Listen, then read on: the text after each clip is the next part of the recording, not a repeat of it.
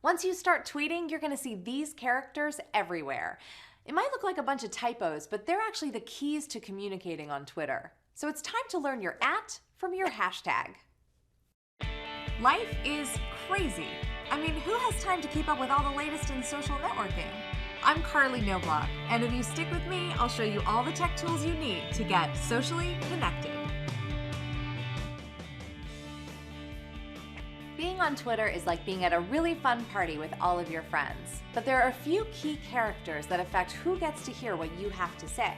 For example, let's say you get to the party and you want to shout something out to the whole group, like, "Hey party people, who's ready to lambada like it's 1985? On Twitter, you would write it like this, and anyone who follows you could see it, which is good because it's lonely to lambada by yourself.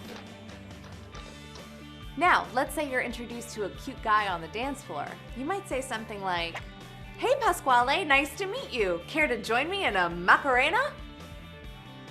On Twitter, if you want to talk to someone specific, it's called a mention, and you'll need to make sure that their handle is at the beginning of the tweet, preceded by the @ symbol.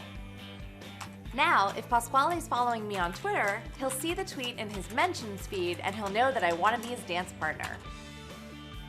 You can mention people, businesses, or even TV shows if you know what the handle is. A tweet like this with a mention in the middle will still show up in the mentions feed, but everyone who follows them will also see it. So if you're just talking to one person, it isn't really the correct way to reply. It's kind of like, "Hey kids, how was your day at school?" Moving on.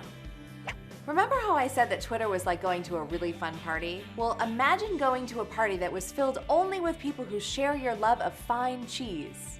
A hashtag is used to join a discussion full of people that are interested in the same thing that you are.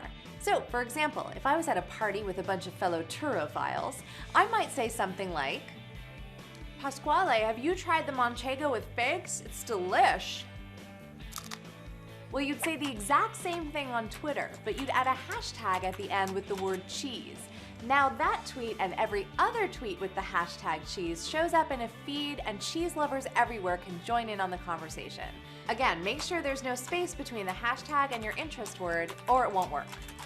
Isn't it amazing how Twitter helps you find people that share your interests so easily? Once you get the hang of using these symbols, you'll find all kinds of people that you want to connect with on Twitter, and you'll always be the life of the party. To learn more about Twitter, check out some of our other tutorials at eHowTech.